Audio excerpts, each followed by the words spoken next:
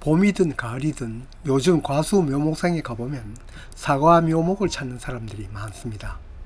아마 사과값이 천정부지여서 이 기회에 우리 텃밭에 심어 가꾸려고 하는 사람이 많아졌나 봅니다. 저같이 어둔한 사람도 묘목 사서 사과 잘 따라 먹는데 그분들이라고 못할 일은 없습니다만, 그렇지만 제 경험상으로는 다른 과일보다 사과나무 재배가 가장 어렵더군요. 다른 과수보다 재배 기간이 길어 관리하는 시간, 농약 치는 시간도 결과적으로 더 긴 점도 있지만, 무엇보다 내년에 사과 달릴 결과지 일일이 적심이나 순을 유인해야 합니다. 그렇다고 그대로 있는 것도 아닙니다. 기회가 되면 순이 터지니 초보 과수 농부는 오히려 여기에 힘이 더듭니다.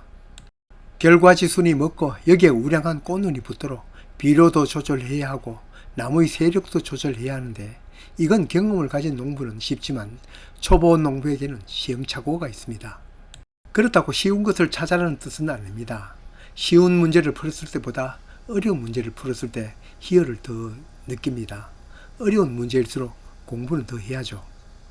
같은 텃밭 농사 동병상련의 마음으로 제가 처음 과수 심고 겪었던 경험을 중심으로 묘목 선정에서부터 심기 또 재배 과정에 이르기까지 기회 있는 대로 안내를 드리려고 합니다.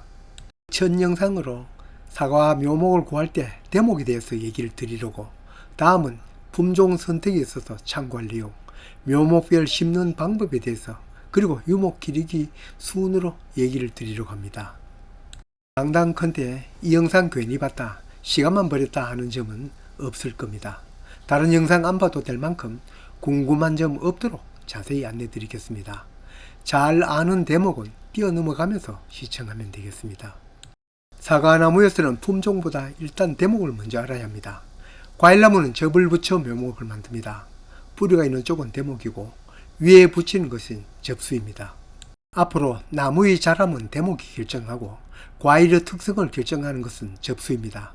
예전에는 사과나무 대목으로 흔히들 꽃사과라 하는 것들을 이용하였습니다. 씨를 뿌려 접을 붙일만 하면 키워서 접을 붙였습니다. 그 꽃사과 나무를 대목으로 접을 붙인 묘목을 일반 대목 묘목이라고 합니다. 나무의 자람이 좋죠. 나무가 잘 자란다는 것은 반길만 하나 요즘 과수 재배에서는 기피하는 현상입니다.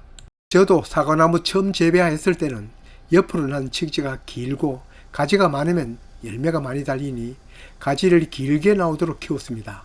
마치 가방 크면 공부 잘한다는 생각이죠. 그게 아니었습니다. 안에는 사과가 열리지도 않고 또 열려도 자라지 않습니다. 저 안쪽에는 햇빛이 들지 않으니 잎에 병도 자주 오고 약을 쳐도 안속 깊숙이 치기가 어렵습니다.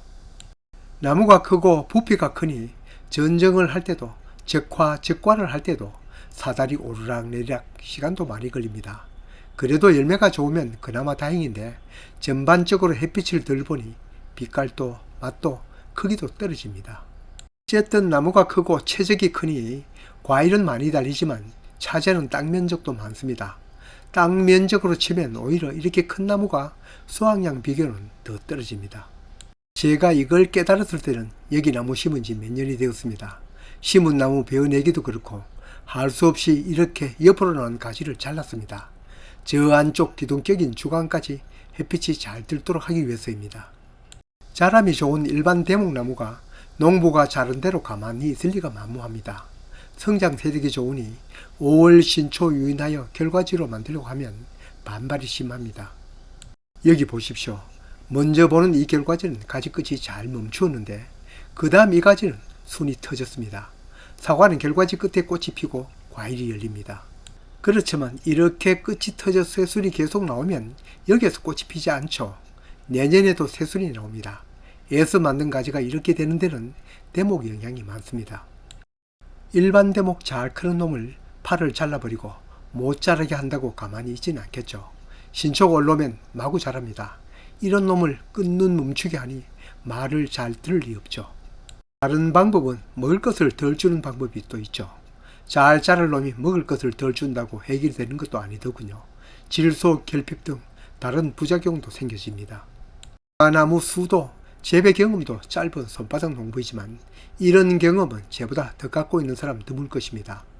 일반 대목 단점을 제만치 겪지는 않았을 겁니다. 사과는 다른 과수와는 달리 저장성이 좋아 아무리 텃밭 사과라도 더 많이 필요합니다.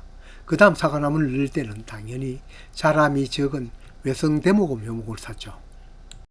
심는 간격도 우리는 80cm 초밀식으로 심으니 일반 대목 사과가 들어갈 자리에 서너 주가 들어갑니다. 옆으로 축지가 많이 나오지도 않고 또 나오게 키우지도 않으니 기둥인 주간까지 햇빛이 잘 들고 농약 시기도 적과 전정하기도 쉽습니다. 햇빛이 잘 뜨니 당연히 병도 적고 과일도 더 크고 당도도 더 높습니다.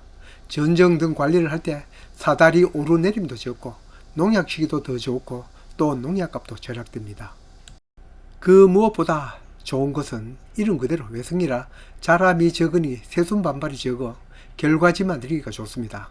결과지가 잘 멎으면 꽃눈도 잘 오고 꽃도 우량한 것이 피니 당연히 과일도 우량합니다. 실이 이러하니 기존 일반 대목 기르던 과수원에서는 기존의 나무를 캐내고 너도 나도 외성 대목을 찾아서 심습니다.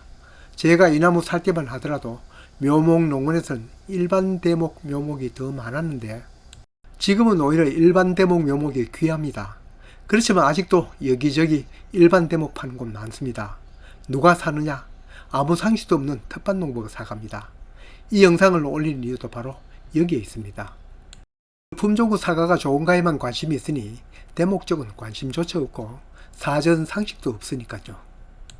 묘목값이 외성 대목에 비해 반값도 안되고 품종은 같으니 선택할 수밖에 없습니다. 어느 날 묘목상에서 왜 외성 대목을 사야 되느냐를 주인이 장시간 설명을 해도 사전 지식이 부족하니 이해하지 못하는 장면도 보았습니다. 과일나무의 외성화는 사과를 비롯하여 체리 등 다른 과수로 번져갑니다. 앞으로는 배나 복숭아, 자두 등에도 확산될 것입니다. 지금까지는 품종 개발에 관심을 가졌으나 앞으로는 대목 개발도 열을 올리고 있습니다.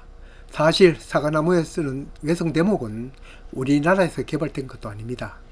과일 재배 선진국인 유럽이나 미국에서 이루어지는데 개발된 외성 품종도 많지만 국내 묘목에서 많이 이용하는 것은 주로 M9이라는 대목과 M26이라는 대목을 가장 많이 볼 수 있습니다.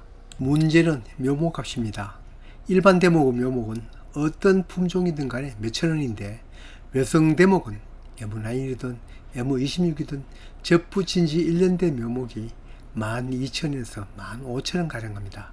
몇 배나 비싸죠. 값이 차이가 나는 것은 당연히 생산비가 더 들어가니 그렇죠. 일반 대목은 야생 꽃사과나무 씨앗 뿌려 대목을 무진장 생산하지만 외성 대목은 품종을 개량하였으니 씨앗으로 번식할 수가 없습니다. 간단히 설명하면 희무지 방식으로 번식을 하는데 그렇기 때문에 가격 차이가 엄청납니다. 그냥 외성 대목 사서 심으라고 하면 되지 뭔 설명이 많냐라고 할 수도 있지만 왜 외성 대목인지를 확실히 알지 못하면 못한 만큼 나무 키운 것이 못합니다. 이런 현상은 내노라 하는 전문농가도 그렇습니다. 다음 영상에서는 비록 대목 장사는 안 하더라도 상식적으로 대목 번식은 어떻게 하는지와 국내에서 많이 유통되는 M9이나 M26 대목의 특성에 대해서 얘기 드리고 어떤 때는 어떤 대목이 좋고 어떤 때는 어떤 대목이 좋은지에 대해서도 얘기 드리겠습니다.